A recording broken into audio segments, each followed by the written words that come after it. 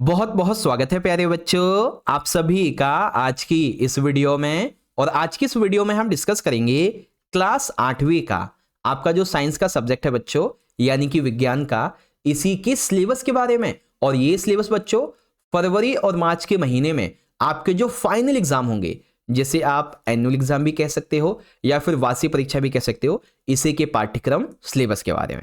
ठीक है, और ये वीडियो हिंदी मीडियम और इंग्लिश मीडियम दोनों के लिए रहने वाली है। और साथ ही साथ बच्चों सिलेबस के अलावा हम आपको ये भी बताएंगे कि हर एक चैप्टर से कौन कौन से मोस्ट इंपॉर्टेंट टॉपिक्स हैं बच्चों, जहां से एग्जाम में क्वेश्चन बनता ही बनता है सारी चीजों के बारे में। That's why I am telling you बच्चों, वीडियो को एंड तक जरूर देखिएगा। कोई भी क्वेरी क्वेश्चन डाउट हो तो ये रही मेरी इंस्टाग्राम की आईडी, आप मुझे फॉलो करके पूछ सकते हो कमेंट बॉक्स में भी। ठीक है, और हाँ, अगर आप चाहते हो कि मिड टर्म से भी 10 गुना अच्छी तैयारी फाइनल एग्जाम की हो तो चैनल को सब्सक्राइब कर लो फटाफट से और बेल नोटिफिकेशन को ऑल पे सेट करके रखना, ताकि जब भी कोई नई वीडियो आए आप उसको देख सको, मिस ना हो आपसे। ठीक है, चलो शुरू करते हैं बिना देरी करते हुए। तो सबसे पहले आप सभी बच्चे हिंदी मीडियम में देखो अपने सिलेबस को, फिर आपको इंग्लिश में बताएंगे, है ना। तो देखो बच्चों, जो चैप्टर्स, ठीक है, आपने मिड टर्म एग्जाम में पढ़े थे, ठीक है, वो सारे के सारे चैप्टर रिपीट होंगे, ठीक है, आपके फाइनल एग्जाम में। और साथ ही साथ कुछ न्यू चैप्टर्स भी ऐड हुए हैं, है ना। जैसे कि बच्चों फाइनल एग्जाम के लिए आपको चैप्टर नंबर 1 फसल उत्पादन एवं प्रबंधन ये पढ़ना है। चैप्टर 2 सूक्ष्म जीव मित्र एवं शत्रु ये पढ़ना है। चैप्टर 3 कोयला और पेट्रोलियम ये पढ़ना है। चैप्टर 4 है आपका दहन और ज्वाला, ये भी पढ़ना है। चैप्टर 5 पौधे एवं जंतुओं का संरक्षण और चैप्टर 6 जंतुओं में जनन।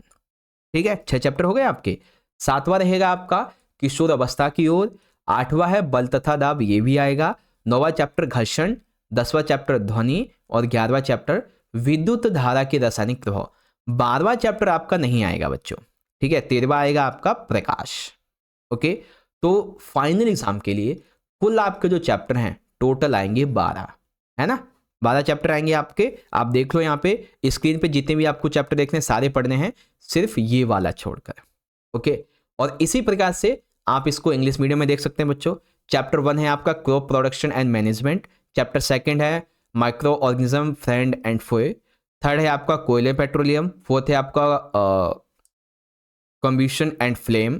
5th है आपका conservation of plants and animals, फिर रिप्रोडक्शन एनिमल्स। फिर है आपका reaching the age of adolescence. Chapter 8 force and pressure. 9th friction. 10th sound. 11th and 13th। 12th नहीं पढ़ना है आपको, ठीक है। अब यहाँ पे एक चीज गौर से सुनो, आपके ये जितने भी चैप्टर्स है ना, हम आपको फाइनल एग्जाम से पहले पहले और उसी दौरान हम आपको इन सभी चैप्टर्स के most important questions, MCQs, live session सब प्रोवाइड करवाएंगे, ठीक है। और यहां तक कि साइंस के हम आपको कम से कम 10 से भी ज्यादा इंपॉर्टेंट सैंपल पेपर, और वो भी सॉल्यूशन के साथ में, और साथ ही साथ पीवाईक्यू भी करवाएंगे। So don't worry, final exam की तैयारी मिड टर्म से भी 10 गुना अच्छी आपकी करवाएंगे, ठीक है। तो चलो अब आगे बढ़ते हैं अगले टॉपिक की तरफ, जो कि है साइंस के इंपॉर्टेंट टॉपिक्स, ठीक है। हिंदी और इंग्लिश दोनों मीडियम है। तो आ जाओ एक एक करके सारी चीजों को समझते हैं बच्चों। मिड टर्म के तहत आपने ये सारी चीजें पढ़ ली होंगी, और यहाँ पे एक बार दोबारा देखो। चैप्टर 1 है आपका फसल उत्पादन और प्रबंधन, बोले तो क्रॉप प्रोडक्शन एंड मैनेजमेंट। अब इसमें आपने फसल और उनके प्रकार के बारे में पढ़ा। फसल उत्पादन से संबंधित जो कृषि पद्धतियां, इसके बारे में आप पढ़ेंगे। खाद और उर्वरक, ठीक है, इनमें क्या डिफरेंस होता है, इनकी विशेषताएं। फिर फसल चक्र के बारे में, खरपतवार और खरपतवार नाशी अनाज का भंडारण कैसे किया जाता है, पशुपालन क्या होता है, और यही सारी चीजें आपकी इंग्लिश मीडियम में यहाँ पर हैं, ठीक है। फिर आता है आपका चैप्टर नंबर 2 है बच्चों, सूक्ष्म जीव मित्र एवं शत्रु। सूक्ष्म जीव क्या है, कहाँ रहते हैं, इनका हमसे संबंध क्या है, हानिकारक कैसे होते हैं, खाद्य परीक्षण, नाइट्रोजन का स्थिरीकरण, नाइट्रोजन चक्र, ये सारी चीजें आपको इस चैप्टर में पढ़ने को मिलेंगी, और ये इंपॉर्टेंट टॉपिक हैं इसके, ठीक है। फिर आता है बच्चों चैप्टर नंबर 3 कोयला और पेट्रोलियम, ठीक है। कोयला पेट्रोलियम के बारे में अक्षय और क्षय होने वाले प्राकृतिक संसाधन, जीवाश्म ईंधन के गुण और इनके प्रकार, कोयला और पेट्रोलियम कैसे बने, प्राकृतिक गैस क्या है, इनकी विशेषताएं क्या होती हैं, इन सारी तीनों चीजों की, ठीक है। पेट्रोलियम के घटक कौन कौन से, उसके क्या उपयोग होते हैं, 3 घटक होते हैं इसके। पेट्रोलियम का शोधन, पेट्रोल डीजल बनने का तरीका क्या होता है, कुछ संसाधन जो सीमित है, इस प्रकार से आपके ये टॉपिक होंगे। ओके, फिर आता है चैप्टर नंबर 4 रहेगा बच्चों आपका दहन और ज्वाला। इस चैप्टर में आप पढ़ेंगे आखिर दहन क्या होता है, ठीक है, कम्बशन आखिर होता क्या है, आग पर नियंत्रण कैसे प्राप्त किया जा सकता है, दहन के कितने प्रकार होते हैं, ज्वाला क्या होती है, ज्वाला की संरचना कैसी होती है, ईंधन क्या होता है, ईंधन दक्षता क्या होती है। ठीक है, तो ये सारी चीजें हैं बच्चों जो आपके इस चैप्टर में पढ़ने को मिलेंगी और यहीं से इंपॉर्टेंट क्वेश्चन बनेगा आपका। फिर आता है चैप्टर नंबर 5 पौधों एवं जंतुओं का संरक्षण। तो वनोन्मूलन और इसके कारण, इसके परिणाम, वन और वन्य प्राणियों का संरक्षण कैसे किया जा सकता है, जैव मंडल आरक्षण, पेड़ पौधे जीव जंतु, विशेष क्षेत्रीय प्रजाति, वन्य प्रजाति वन्य प्राणी अभ्यारण्य, ठीक है, राष्ट्रीय उद्यान, रेड डेटा पुस्तक क्या है, प्रवास, कागज का पुनर्चक्रण, ये सारे टॉपिक हैं बच्चों और यहीं से एग्जाम में आपका क्वेश्चन बनेगा जो आपको यहाँ पे बताया जा रहा है।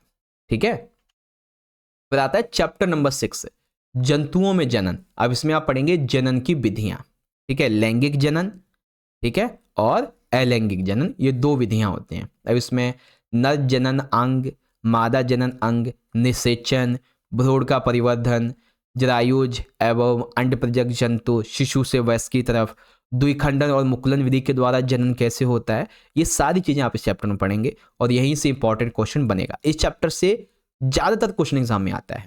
ठीक है, रिप्रोडक्शन इन एनिमल्स, और ये आपके टॉपिक्स हैं बच्चों। फिर आता है चैप्टर नंबर 7 किशोर अवस्था की ओर। इसमें आप पढ़ेंगे किशोर अवस्था और यौवन आरंभ, इस दौरान क्या क्या परिवर्तन हमें दिखाई देते हैं, गौड़ लैंगिक लक्षण क्या होते हैं, जनन प्रकार प्रारंभ होने में हार्मोन की क्या भूमिका होती है, मानव में जनन काल की अवधि क्या होती है, संतति का लिंग कैसे निर्धारित और किस प्रकार से होता है, लिंग हार्मोन के अतिरिक्त जो और अन्य हार्मोन हैं इनके बारे में जानेंगे, कीट और मेंढक में जीवन चक्र कैसे पूर्ण होता है, इसमें हार्मोन का क्या योगदान होता है, जननात्मक स्वास्थ्य कैसे अच्छा होता है, ये सारी चीजें देखेंगे, यानी कि reaching the age of adolescence. और जब आपको मैं ना इन सारे चैप्टर्स के मोस्ट इंपॉर्टेंट क्वेश्चंस करवाऊंगा तो आपको सारी चीजें अच्छे से समझ में आ जाएंगी। ठीक है, अभी आपको शायद थोड़ा सा समझ में नहीं आ रहा होगा, लेकिन जब इंपॉर्टेंट क्वेश्चन करवाऊंगा ना तो समझ आ जाएगा। फिर चैप्टर 8 है बच्चों आपका बल एवं दाब। बल अपकर्षण या विकर्षण बल, बल क्रिया के कारण लगते हैं कैसे, बलों की खोजबीन, बल वस्तुओं की गति आकार और दिशा में परिवर्तन कैसे करता है, संपर्क बल, असंपर्क बल, दाब ध्रुवों तथा गैसों द्वारा लगाया गया दाब, वायुमंडलीय दाब यानी कि फोर्स एंड प्रेशर, तो ये सारी चीजें जो आप यहाँ पे पढ़ेंगे।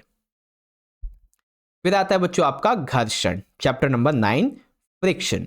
इसमें आप घर्षण बल क्या होता है, घर्षण बल को प्रभावित करने वाले कारक कौन कौन से होते हैं, घर्षण हानिकारक है लेकिन अनिवार्य है कैसे, घर्षण को बढ़ाया या घटाया कैसे जा सकता है, पहिए घर्षण को कैसे कम करते हैं और तरल घर्षण क्या होता है, ये सारे टॉपिक्स आप यहाँ पे जानेंगे। ठीक है, फिर आता है बच्चों चैप्टर नंबर 10 जो कि है आपका ध्वनि, बोले तो साउंड।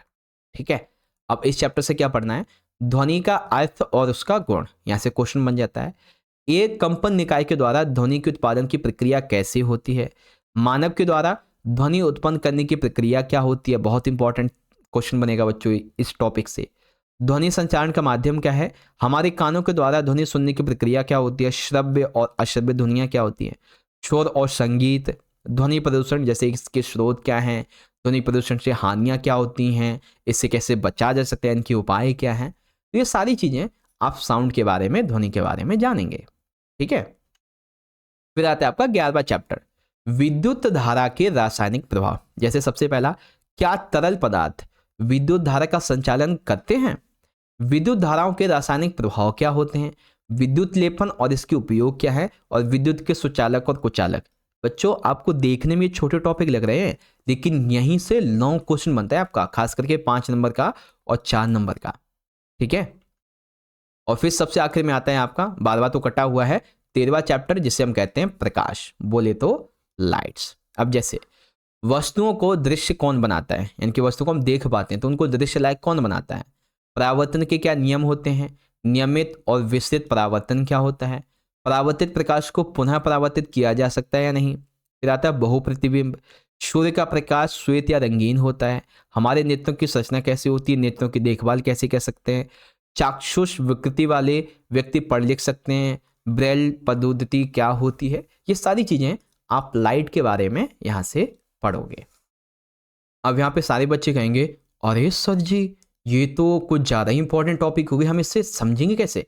सो डोंट वरी, चाहे आप इंग्लिश मीडियम में हो या फिर हिंदी मीडियम में, हम आपको दोनों ही मीडियम में इन सभी चैप्टर्स के मोस्ट इंपॉर्टेंट क्वेश्चंस करवाएंगे, हम आपको एमसीक्यूज करवाएंगे, यहाँ तक कि एग्जाम टाइम पे आपके लाइव सेशन भी होंगे। और तो और साइंस के लिए 10+ मोस्ट इंपॉर्टेंट सैंपल पेपर, और वो भी कंप्लीट सॉल्यूशन के साथ में ये भी करवाएंगे। ठीक है, सो डोंट वरी, आने वाले टाइम पे जो वीडियोस आएंगे उससे आपकी तैयारी बहुत अच्छी होगी। बस आपने करना क्या है, वीडियो को लाइक करो, शेयर करो। सबसे इंपॉर्टेंट, मिड टर्म से भी 10 गुना अच्छी तैयारी करनी है तो चैनल को सब्सक्राइब करके बेल नोटिफिकेशन को बहुत अच्छे से प्रेस करके ऑल पे सेट कर दो। और आप मुझे चाहें तो इंस्टाग्राम पे फॉलो भी कर सकते हैं। ठीक है, तो चलो बच्चों, मिलते हैं आपसे अगली वीडियो में। तब तक के लिए आप सारे बच्चे पढ़ते रहो, अपना ख्याल रखो। बहुत बहुत धन्यवाद। जय हिंद, जय भारत, वंदे मातरम।